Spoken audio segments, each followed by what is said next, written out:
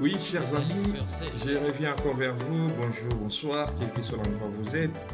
Je vais essayer de parler lors de cette émission en deux volets, sous des aspects. Premièrement, je vais essayer de mettre un peu l'accent sur l'émission que j'ai fait hier par rapport à l'alternance en République démocratique du Congo. Particulièrement, je vais essayer d'y être beaucoup plus spécifique par rapport au nombre réel des décès, des infractions, disons comme ça, qui ont été commises, et aussi de personnes, des jeunes. Je vais citer quelques noms. Vous allez me permettre que je cite des noms parce que j'estime que c'est quand même très important de pouvoir mettre les choses dans des contextes, surtout par rapport aux tranches d'âge, aux responsabilités de la personne au niveau de la société.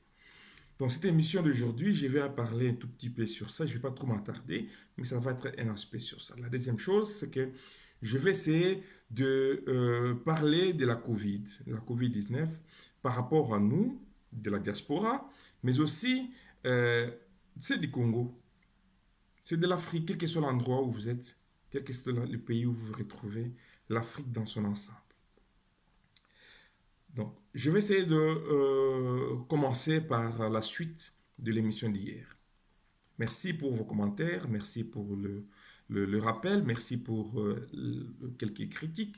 Ça permet à ce que je puisse réajuster, comme vous avez remarqué, et je vous remercie sincèrement. Tout en passant, je remercie un ami à moi, très fidèle, qui me suit souvent. Il est en Hollande, aux Pays-Bas, à La Haye, et qui me donne souvent des conseils. Je suis très, très ravi. Merci pour ce que tu fais dans l'ombre. C'est un plaisir. Oui. Hier, je parlais donc du prix de l'alternance. Et rassurez-vous, ce n'est pas seulement pour le Congo. Quel que soit le pays au monde qui a voulu instaurer l'état de droit, il y a eu de massacres. L'histoire de plusieurs pays nous démontre et nous montre clairement que chaque pays a subi d'une manière ou d'une autre, une forme ou une autre de répression ou de troubles quand ils ont voulu mettre l'état de droit en place. L'alternance au pays, en République démocratique du Congo, c'est aussi l'exemple pour d'autres pays de l'Afrique subsaharienne. Des pays qui, depuis l'indépendance, n'ont connu que la dictature, n'ont connu qu'une famille, n'ont connu qu'un président qui est considéré comme un président à vie. L'histoire de la Zambie, de Zimbabwe, pardon, avec Robert Mugabe, ça en est un exemple. L'Angola, avec la famille dos Santos, le Cameroun, avec le président actuel, le Gabon, le Togo, c'est un peu le fléau de l'Afrique subsaharienne. On a des présidents qui se considèrent comme des présidents à vie. Congo-Brazzaville, avec la famille Sassou Nguesso. Posons-nous des questions, chers amis. Devons-nous subir toujours ou bien nous devons aussi à un moment donné agir pour le progrès? Devons-nous laisser le pays être dirigé que par une personne, une famille, un groupe de gens, l'adoration de la personne? Ou bien il est temps à un moment donné de se dire, peuple africain, mettons-nous debout comme un seul homme, avec l'objectif de pouvoir contrer les idées qui nous poussent à là où nous sommes aujourd'hui. Là où il n'y a pas de compétitivité, il n'y a pas de progrès. Là où il n'y a pas la concurrence, il n'y a pas de progrès. Laisser une personne au sommet de l'État, ça montre que nous ne voulons pas du tout de progrès. Alors, combien de morts sacrifie-t-on dans nos pays? C'est une mise en cause pour toi qui me suis, mais aussi pour la personne que tu vas recommander à suivre cette émission. Nous devons continuellement nous mettre en cause parce que ça vaut la peine, c'est utile. Nous venons étudier en Europe, on fait des universités en Europe, mais pour rentrer servir qu'une famille. Et considérons-nous que nous sommes vraiment des vrais patriotes? Est-ce que les doléances, les douleurs des autres pays des douleurs de l'homme noir à travers le monde vous touchent personnellement? Comment pensez-vous changer si vous allez refaire la même chose? Comment pensez-vous que vous pouvez construire un État, développer votre pays? Comment pouvez-vous mettre réellement les savoirs que vous avez, la connaissance que vous avez acquis pendant les études que vous avez faites, réellement en place si vous êtes à la merci d'une personne ou de sa famille? Réveillons-nous, fait peuple africain. Au Congo, la population s'est réveillée. La population se réveille jusqu'à aujourd'hui. En République démocratique du Congo, l'alternance n'a pas été un cadeau. La pression au niveau de la diplomatie régionale, au niveau de la politique extérieure, notamment au niveau de l'Union européenne, au niveau de l'Amérique, avec les sanctions ciblées qui ont été mises en place, bien que ce n'était pas assez, mais on a vu les retombées. La population a accepté de sacrifier des dignes fils, filles du pays pour pouvoir obtenir l'alternance. Et aujourd'hui, cette alternance qui n'est encore très fragile est combattue par des gens qui préfèrent encore soutenir les antivaleurs, notamment la personne comme le directeur, le coordinateur de FCC, Néhémie, le professeur Néhémie, ou la personne comme Monsieur l'honorable, Monsieur l'honorable, le nom m'échappe, excusez-moi, ça reviendra. Obeminaku, voilà. Monsieur Obeminaku, Monsieur Néhémie, Monsieur Ramazani Shadari, l'ensemble de votre groupe, Monsieur Henri Mouvachasakan, tous ceux qui travaillent dans l'ombre, autour du président honoraire Kabila. Et rassurez-vous, la population n'a pas payé le prix de l'alternance pour vous faire revenir encore au pouvoir. Non. Ce que vous avez vu, la population sortir, ce que vous avez vu, la manière dont ils sont partis visiter M. Aubin Minakou chez lui, ou bien M. Kassamba chez lui, c'est juste une démonstration que nous ne sommes plus disposés à se faire marcher sur la tête. On ne peut plus accepter ça. La population n'est plus disposée à marcher, à accepter qu'on marche sur eux. Non. Les choses ont tellement changé, les réalités ont changé. Il faut aller avec le changement. Ne restez pas statique. Le président de la République, Félix Tshisekedi, ne vous a pas demandé de faire des réformes des institutions pour empêcher que la justice fasse son travail. Parce que l'état de droit qui a été prôné par le président Félix, c'est un état de droit qui est garanti par la justice et non pas l'inverse. D'ailleurs, il est dit lui-même qu'il est disposé, par appel de la justice, à s'y présenter. Donc, n'utilisez pas l'organe judiciaire comme bon vous semble. Ça va vous coûter très très cher. Ce que vous avez vu, ce n'est qu'un début. Rassurez-vous. En 2015, au mois de janvier, quand vous avez voulu modifier la loi électorale ou la Constitution, la proposition venant de chez vous avec le professeur Bochab, vous savez ce que ça a donné comme résultat. Les gens sont morts. À Kinshasa, 43 personnes sont mortes. Au Congo, pardon. Donc 23 Kinshasa. Après, vous avez encore essayé de modifier, de toucher par-ci, par-là. Les gens sont sortis. Bien qu'il y ait eu des morts, on n'a pas compté le nombre de morts d'avant. Ils sont encore sortis. Vous avez encore tué. Mais cela n'a pas empêché que les gens puissent sortir. Les gens sont encore ressortis. Vous avez encore arrêté des gens. Vous les avez amenés. Vous avez tué 400 quelques personnes. Fausse commune de Maluku. Vous allez vous rappeler de ce qui s'est passé. Donc, il faut faire profil bas. Les morts de Congo ne sont pas morts en vain.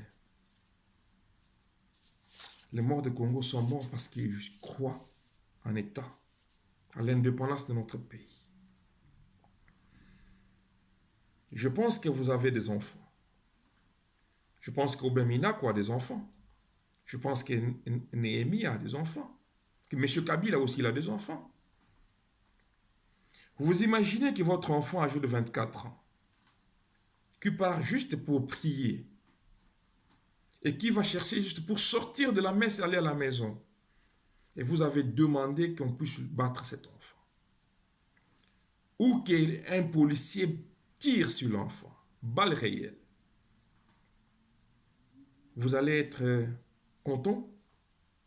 Vous allez dire, ah bravo la police? Ou bien vous allez agir comme un père qui a perdu même l'aura de la vie. Mais c'est ce que vous avez fait subir, les parents de Thérèse Kapangala. C'est ce que vous avez fait subir, les parents de Thérèse Kapangala. Vous avez tué, vous avez donné l'ordre pour qu'on puisse battre Thérèse Kapangala. 24 ans. C'était le 21 janvier, je vous rappelle, 2018. Le 25 janvier, vous avez ordonné qu'on puisse tirer directement sur Rossi Mukendi Tshibanga. Juste parce qu'il est sorti pour vous dire il faut que les élections aient bel et bien lié. Juste pour ça. Il faut que le peuple gagne. Il faut que l'alternance se fasse. Juste pour ça. Imaginez que c'était votre enfant. Vous avez tué même de papa, de père, de famille. Vous allez vous rappeler certainement d'Ernest Mambimba, Kianga, que vous avez abattu le 5 janvier, père de 5 enfants. Vous avez laissé les enfants des orphelins et sa femme veuve. Ça, c'est le prix de l'alternance. Vous avez voulu camoufler que ce sont des faiseurs de troubles, qu'ils ont attaqué la police et qu'on sort. Non. L'alternance a coûté très très cher. 320 morts par balle réelle. Est-ce que vous avez mis en place une commission? Est-ce que vous avez fait justice? Parce que quand un militaire sort, prend son arme, il sait le nombre de cartouches qui sont dans l'arme. Et quand il revient remettre son arme, on vérifie le nombre de balles qui sont dedans. Quand vos militaires sont sortis pour faire de marche, pour arrêter les gens qui faisaient de marche, est-ce que vous avez disposé le temps de vérifier? Non. Par contre, vous avez préféré que les gens meurent. Et vous avez trompé des gens avec les $2000 pour l'enterrement sous l'égide du gouverneur de la ville de province de Kinshasa, André Kimbuta. Stéphane Mwambilai, Bilomba Chimunga, Pierre Kapenga Wetu, John Mutamba, Bukasa Bouquin, la nuit du 19 septembre. Vous vous souvenez ce que vous avez certainement fait. Tous ces noms-là, vous pensez que leurs esprits, les esprits de ces morts, reposent en paix tant que la justice n'est pas encore faite? Peuple africain, il y a un prix qu'on doit payer. Et ce prix, c'était le lourd tribut du Congo. C'était des morts de plus. Plus de 3500 blessés par balle à travers les manifestations durant juste les 4 ans. 8000 arrestations arbitraires. Ce sont les chiffres que je peux démontrer. 10 policiers qui sont morts, qui ont été tués. 10 policiers. 80 policiers blessés. Ces policiers qu'aujourd'hui, vous déclarez qu'ils sont dans une situation qui n'est pas conforme, délabrée. L'état de droit, nous devons la protéger. Et Monsieur Obeminaku, Monsieur Néhémie, ayez la prise de conscience de ce que vous avez signifié pour le Congo. Et n'ayez pas peur d'affronter la justice. Cherchant à modifier la loi euh, et le fonctionnement de l'organe juridique, judiciaire, vous voulez vous cacher et ça ne marchera pas. Pour le peuple africain, les autres peuples africains, les acteurs de la société civile, j'estime que nous devons plus échanger, nous devons plus s'élargir, nous devons voir comment barrer la route à des familles qui se prennent comme des familles de royauté en Afrique. Le développement de notre continent dépend beaucoup plus de la manière dont nous allons nous investir et de la manière dont nous allons interagir. Telle a été la première partie. La deuxième partie, c'était par rapport à la Covid. Je vais ici revenir sur quelques éléments que vous et moi, nous avons certainement vécu ici en Europe, mais aussi ce que nous sommes en train d'entendre, parce qu'on n'est pas là, ce qui se passe au pays, en Afrique, dans nos pays. Nous sommes en train de vivre quelque chose qui semble être pris la légèreté. C'est l'effet des déconfinements. Ça a été difficile pour nous de rester renfermés. Aujourd'hui qu'ils ont ouvert des frontières, ils ont laissé les gens circuler, il y a des restaurants qui commencent à s'ouvrir, il fait beau dehors, on est tenté d'aller dehors, mais on est tenté de sortir à quel prix? La Covid, ce n'est pas une utopie. La Covid existe réellement. Cette maladie, ça tue. Ça tue et à une vitesse exponentielle. Aujourd'hui, vous attrapez, après 3 jours, vous êtes dans une situation hors une semaine après, peut-être vous êtes déjà parti. Vous traversez l'autre côté. Alors, les relâchements, il faut comprendre que ces relâchements a 2 volets, peut-être même 3. Mais je vais parler de 2 parce que je maîtrise les 2. Premièrement, c'est par rapport à l'économie.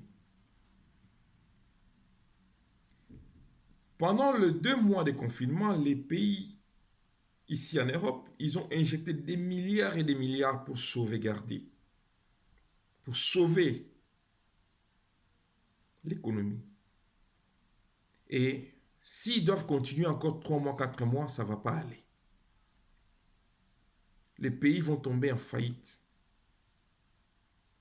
Pour ça, ils ont relâché la machine. Parce qu'ils ont relâché, ils ont fait les déconfinements. Cela ne veut pas dire que vous êtes guéri, la maladie n'existe plus. Non. Elle est là. La Covid existe. Donc, en sortant, portez vos masques. Portez vos masques. J'entends les gens dire, oui, les restaurants, c'est bon, maintenant on peut commencer à aller manger comme d'habitude, se voir quelque part, nous sommes les rescapés de la Covid, fêtons, on doit boire, on doit festoyer. C'est bien beau. Mais une chose, si une personne, là où vous allez vous retrouver, est Covid positif, et s'il tousse jusqu'à 4 mètres carrés ou 5 mètres carrés, vous allez tous être contaminés. S'il est ténu, vous allez tous être contaminés. Si seulement s'il parle avec vous à quelques centimètres, 30 centimètres, 50 centimètres, vous allez être contaminé. Et une fois que vous êtes contaminé, vous allez contaminer votre femme, vos enfants.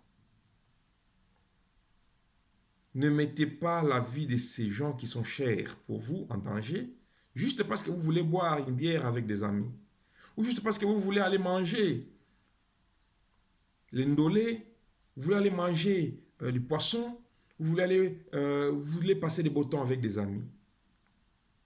Chers amis, réveillons-nous. Ne nous trompons pas. Qu'on ne nous dise pas, oui, on a relâché, venez à l'église. Oui, vous allez à l'église, portez votre masque. Veillez à la distance. Parce que, notons ceci, quand vous allez porter le masque, ce n'est pas pour vous protéger, c'est protéger quelqu'un d'autre. Et si vous portez votre masque pour vous protéger quelqu'un d'autre, parce que quand vous allez parler, ça peut sortir à travers le masque. Ce sont des masques souvent chirurgicaux. Donc, ce sont des masques qu'on utilise et après 2-3 heures, on enlève, on doit remplacer. Combien de temps vous allez faire avec ce masque? Et il arrive des moments où on arrive quelque part, ça m'arrive même moi aussi, hein, mais c'est une prise de conscience, ça doit nous concerner tous. Personne n'est parfait. Mais rappelons-nous, nous avons des enfants, nous avons nos femmes, et ce sont des personnes qui nous sont prêtes à sacrifier notre vie pour eux. Et pour cette raison, protégeons-nous. Protégeons-nous. C'est avec un réel plaisir d'être revenu chez vous pour parler à la fois du prix de l'alternance, en annexant, en passant l'action au Minaku, la proposition de loi au Congo, tout en tirant des conclusions sur ce que nous estimons être utile pour nous au Congo, mais aussi pour des autres compatriotes africains à travers l'Afrique subsaharienne. Mais aussi pour parler de la Covid ici en Europe. En Afrique aussi, les gens ignorent. Ils considèrent que c'est normal. Ils considèrent que non, je suis en train de tousser, c'est léger. Non. Dépistons-nous en Afrique. Et si on n'a pas de moyens, nous qui sommes ici en Europe, organisons-nous pour même envoyer des kits de dépistage pour nos frères en Afrique. On a vu combien de morts, on a vu des vidéos, comment on a tassé des cadavres ici en Europe. Que Dieu nous épargne ça en Afrique. Je vous remercie sincèrement pour le temps que vous avez donc disposé pour me suivre. Je remercie également les amis et ceux qui vont encore s'abonner ou ceux qui vont encore envoyer quelques commentaires. Je suis très ouvert par rapport à vos critiques et j'espère sincèrement qu'à la prochaine occasion, nous allons parler de bonnes choses et encore de bien des sujets.